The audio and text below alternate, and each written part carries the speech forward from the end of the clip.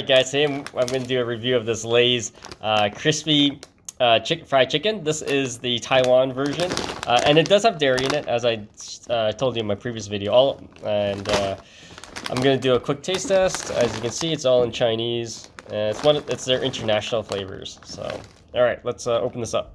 Okay, so these have the ripples in them, okay? And look at the bag, it's so tiny, okay? So I'm going to try it out right now. Okay, so it has a more of a stronger chicken flavor, like a chicken stock flavor, compared to the KFC one that I did a review of a while back. So, yeah, so it's all right. Okay, stay tuned more videos, guys.